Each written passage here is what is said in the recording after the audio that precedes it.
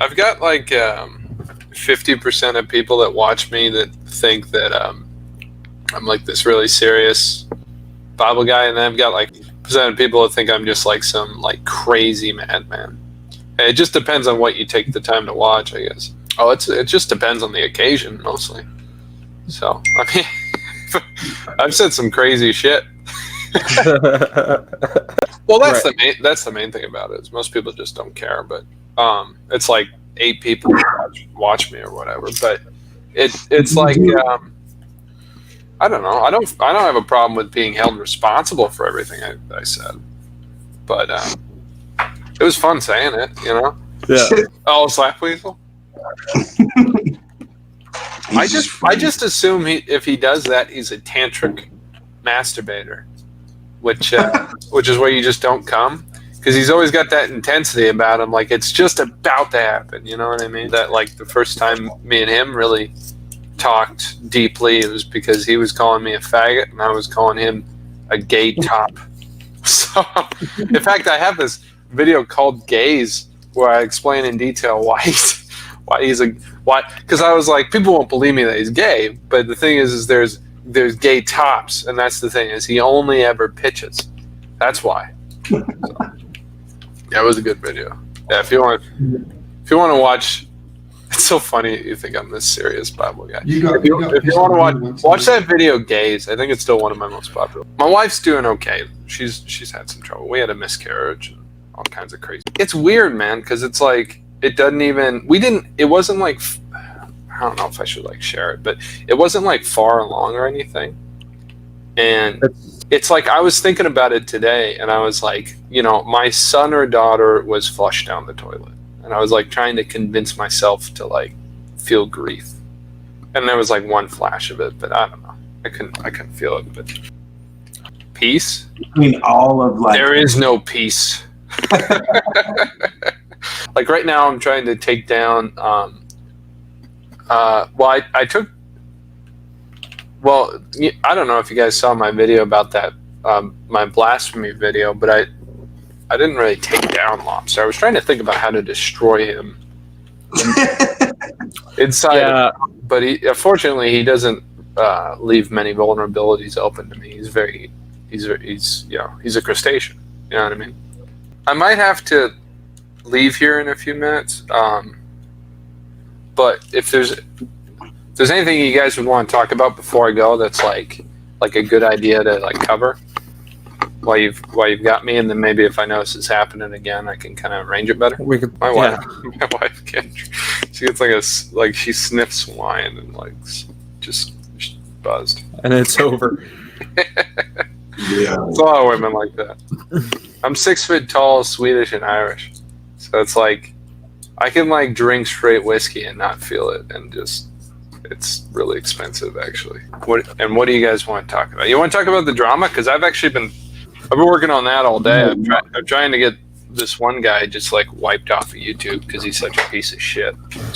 Yeah, I don't know what's going on with Anchor Bear. He's a two-faced little piece of shit, but I mean, he's probably a good guy. Well, like, okay, so the whole thing with me coming after Ty Richards is like 6 months into the process anyways. This is like a long thing going on.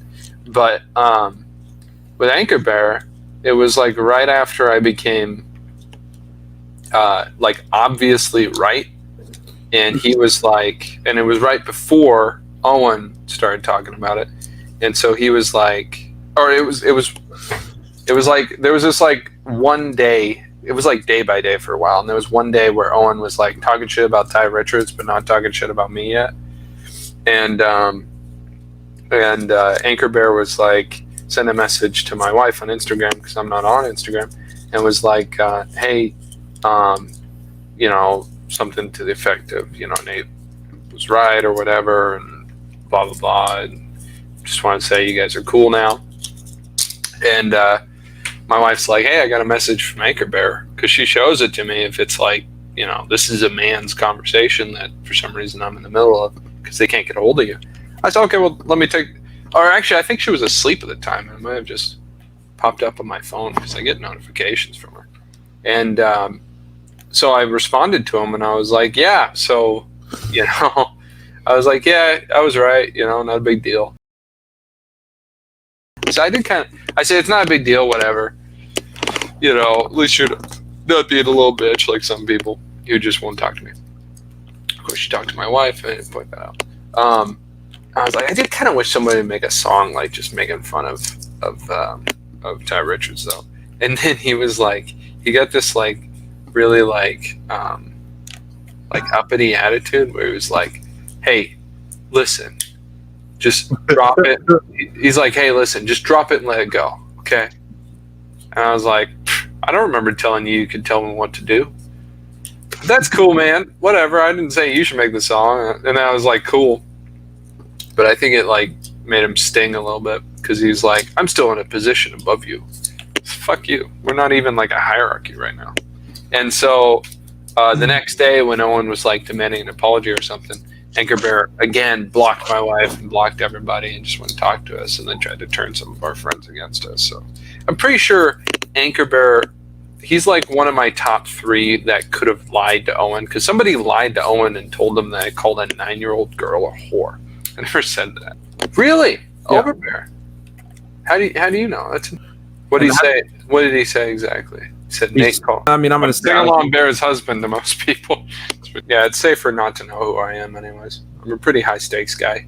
I wonder if Overbear heard it from somebody else. He's not overtly mean. He's just like really sleazy. He's like I got a similar problem with him that I have with Sometimes Bear, where he just it's like, okay, you want to be friends with everybody, but my wife starts getting harassed by these grown men and you take their side, but you want to be friends with everybody, but somehow you end up enemies with half the people and friends with the half of the people that are totally okay with just like abusing women and God and God's image. It's like something's fucked up there. So that's my problem with Overbear. It's like everything he says is so carefully crafted so it couldn't be held against him. But you look at him and he's hanging out with blasphemers and sexual predators, and he's talking shit about my wife because the sexual predator talked shit about my wife. And it's like, well, maybe you shouldn't worry so much about being friends with everybody, Overbear, if that's what that leads you to do, Overbear. Anchor Bear will side with whoever's winning. It's fine. The biggest thing is it's like there are people, everyone's a little different. Like you admitted you were wrong, apologized. Anchor Bear couldn't do that, so in my book, he's a bitch. You know what I mean? He like half did it and then blocked us the next day. Yeah, it's like that's what strikes me. Well, that's the problem when you and that was Owen. That was Owen's problem, which he said, where he just elevated people to high positions who were not qualified for it. It's like, why would you put... The problem with Owen is because he was a musician, he was like, oh, all these music... Like, he's not going to read my book. You know what I mean? I put years in that book. It takes somebody a day to write a song. So it's like, and I'm not comparing or anything, but what I'm saying is his criteria for making people mods was like they could make a song. So that's got nothing to do with the leadership of people.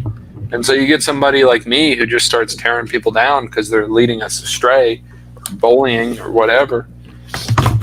And it's like, of course that's going to happen. Because Anchor Bear was addicted to that position of power. He's probably doing fine now because I haven't heard from him. It's like if you're not being prideful and pushing yourself. It's like the biggest thing with Ty Richards is there would have never been a problem between me and him if he could have just if he could have just handled the fact that I called him gay, like, once. What the fuck? Yeah, I did it for my wife. Why are you crying? He just gave us a way out. Let me just take it. And so I went to the computer, like, that very moment and recorded, like, a 30-second video apologizing to him. And then I came back and he was like... Now, you have to understand, we had just gotten from church. This was a Monday. So Sunday, we had just, maybe this was still Sunday, but we had just came from church. And we were at a Catholic church, and I went to the confessional by myself because they'll let you do confession, but not really if you're not Catholic.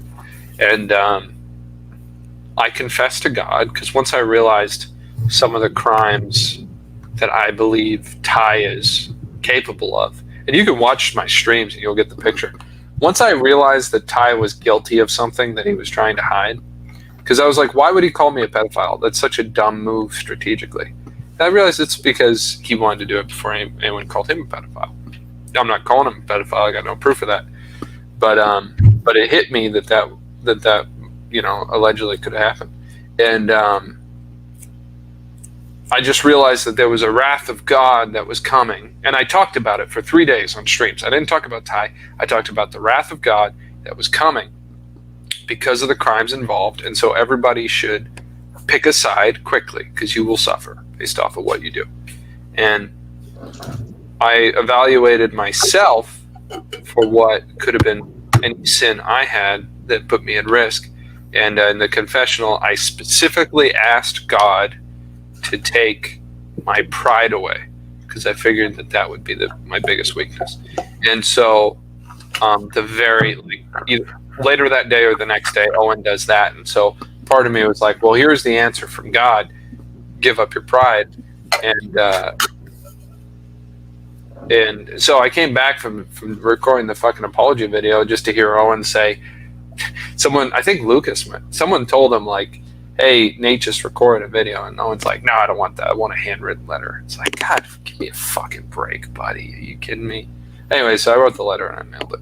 But I tried to be very, very specific. I didn't apologize so that she could get her songs played on Owen's stream. Neither her nor me like Owen playing her songs. And it's like, his mom just lost his job, and he was dealing with unauthorized shit and Christmas drama. So, yeah, but he never looked into it.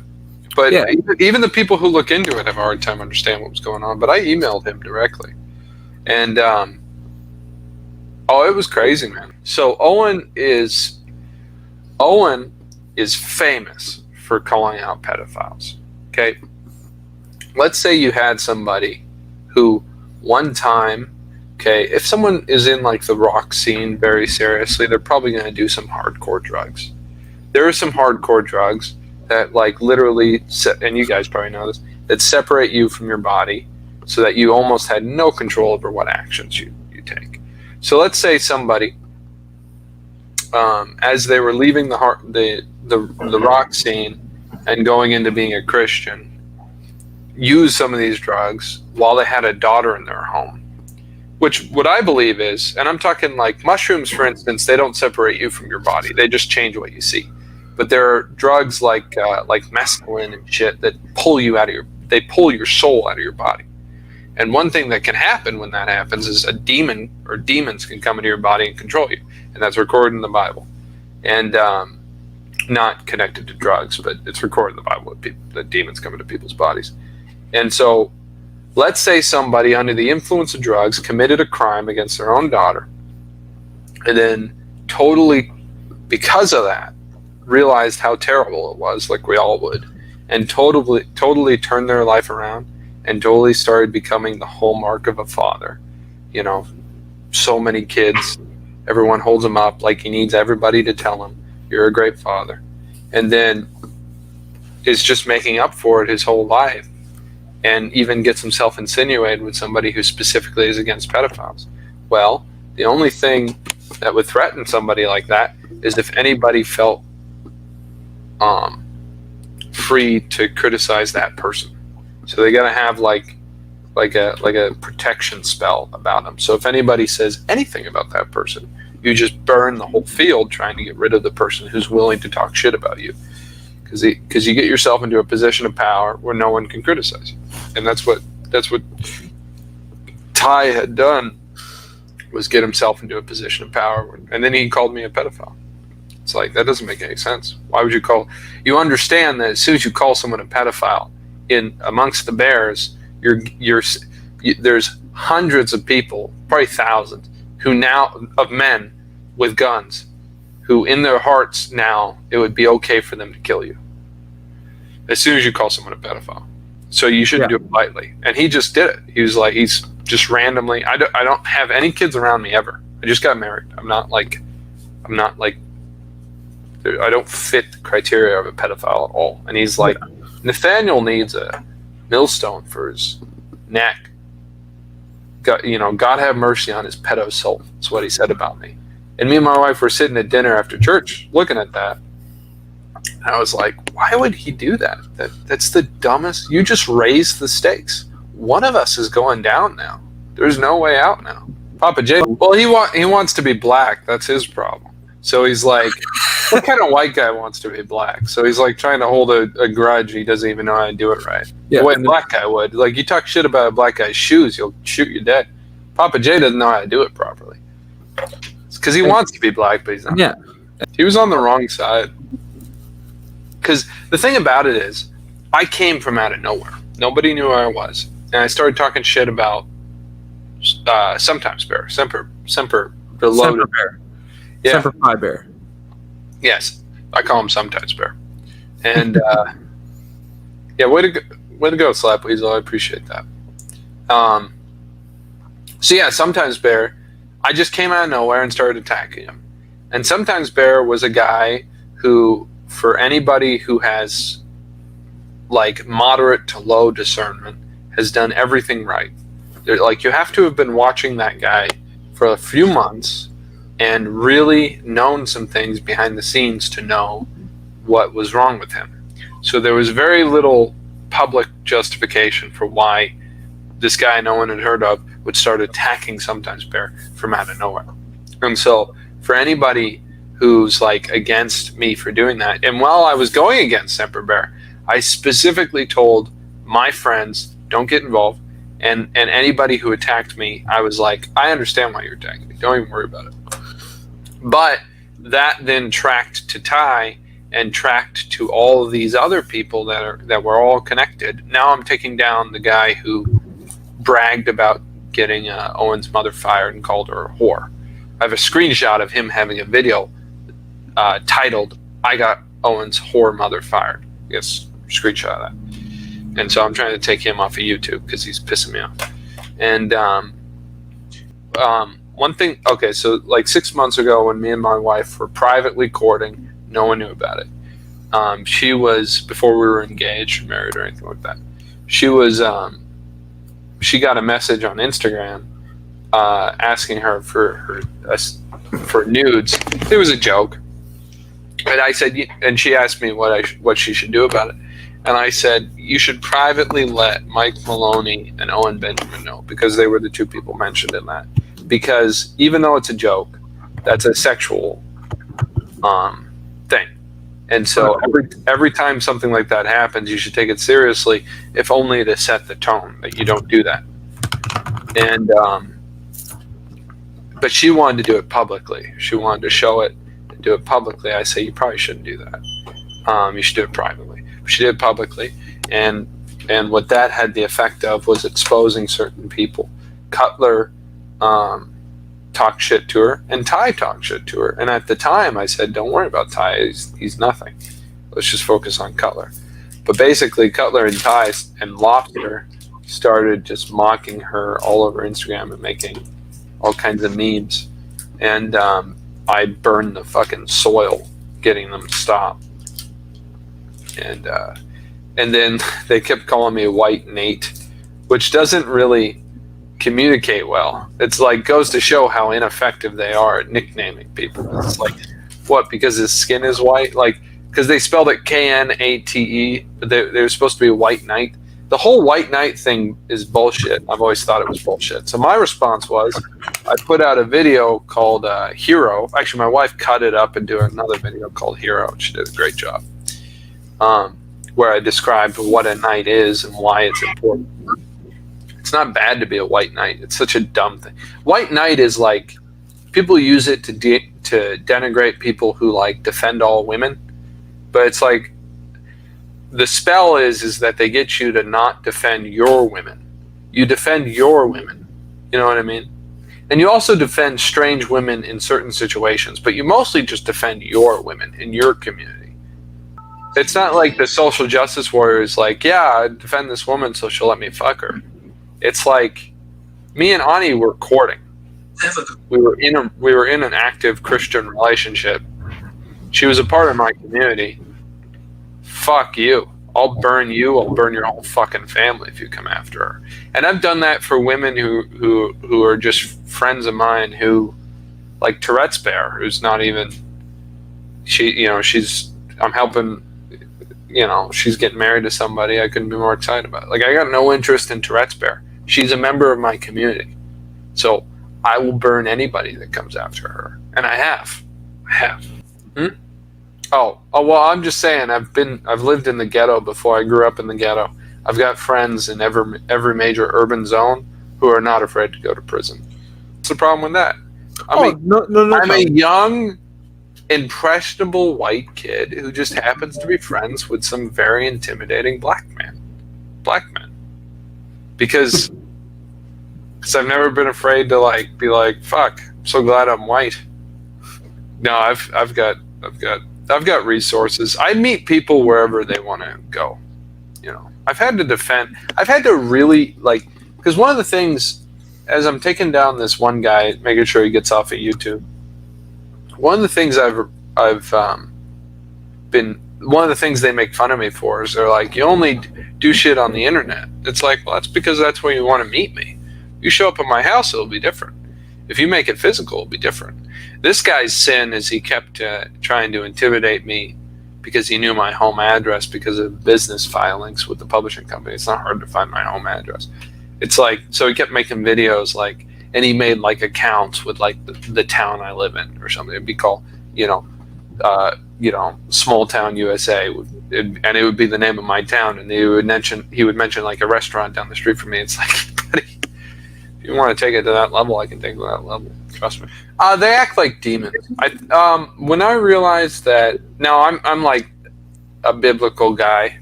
I fucking love the Bible. It's great. And when I realized that the internet is essentially a spirit world, because you don't see people's bodies. It's their bodies aren't involved. It's just their spirit that you're interacting with.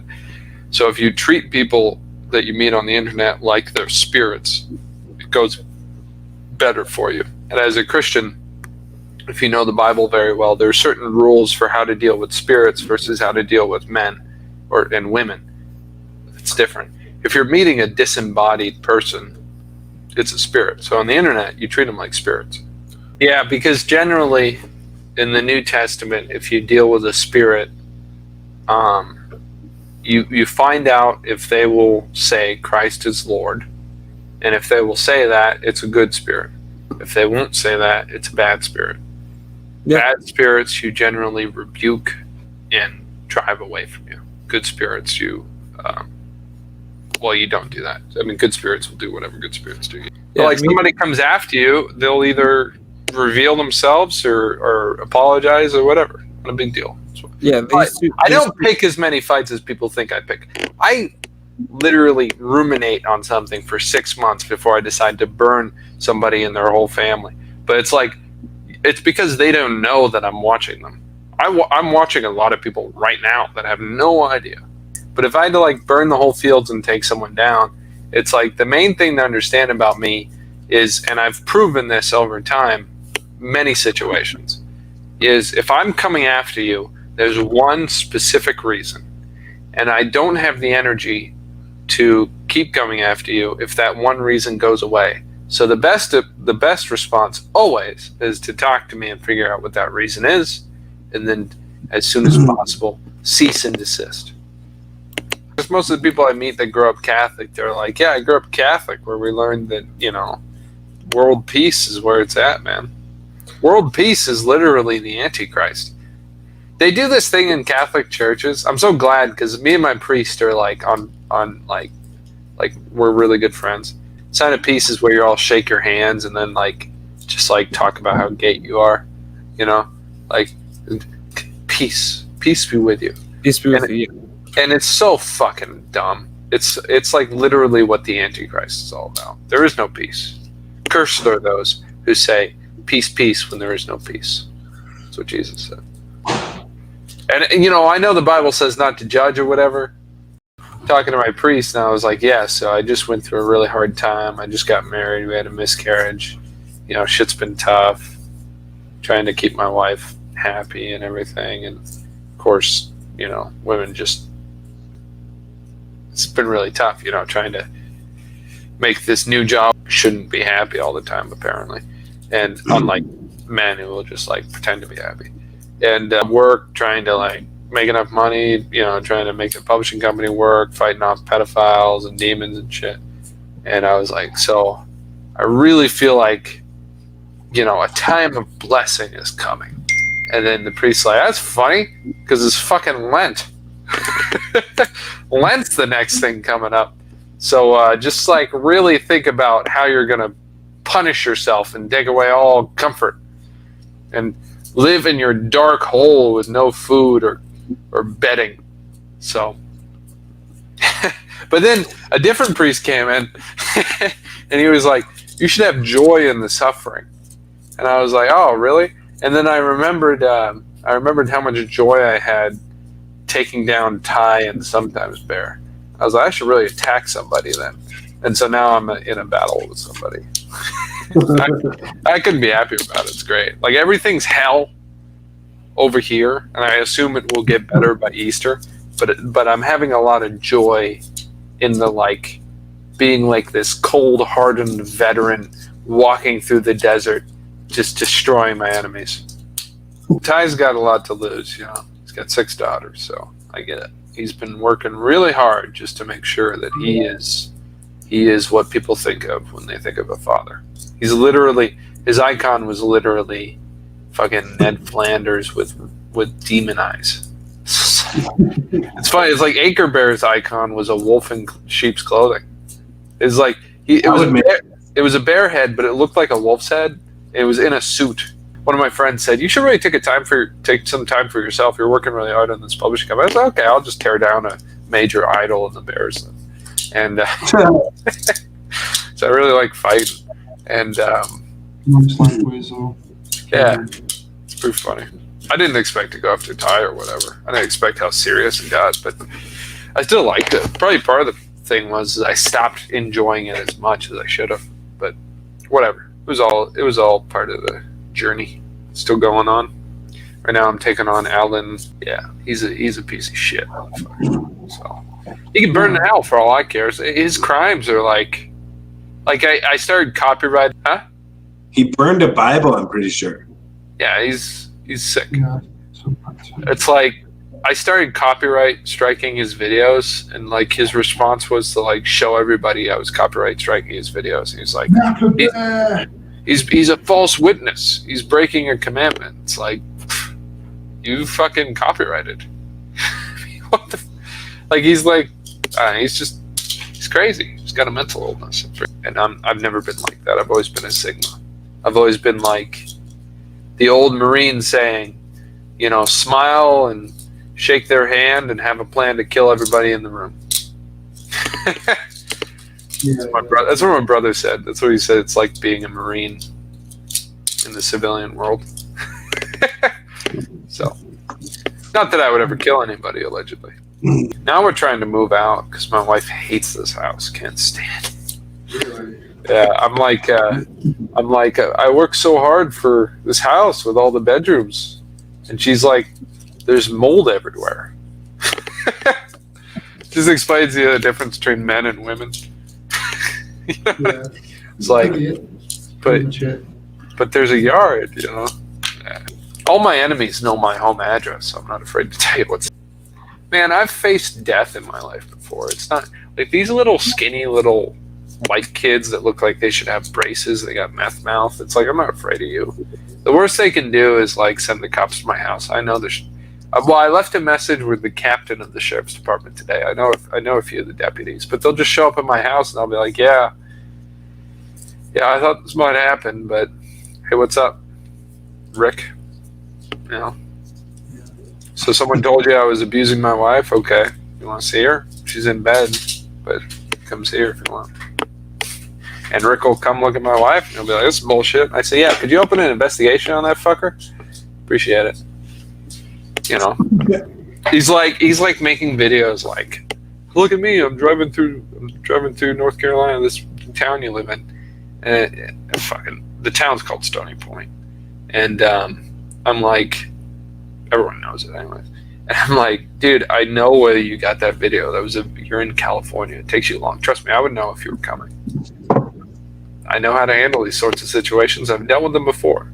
I have women in my life that have been attacked and beaten that I've taken care of the problem. You know, it's like, if you want to elevate it to that point, I can do that. Trust me.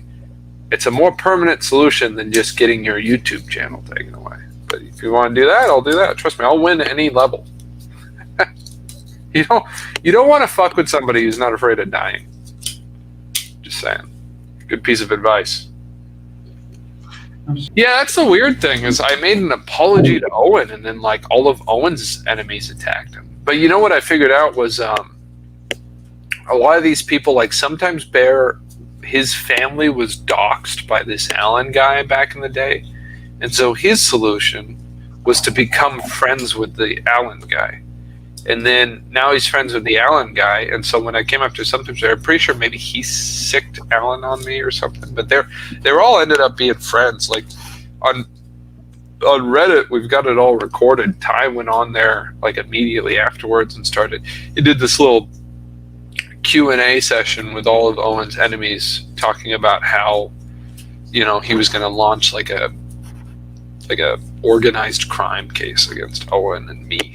Like, fuck, buddy, you don't know what organized crime is. Now that I'm Catholic, I'm pretty sure like my spiritual occupation is to be an Inquisitor.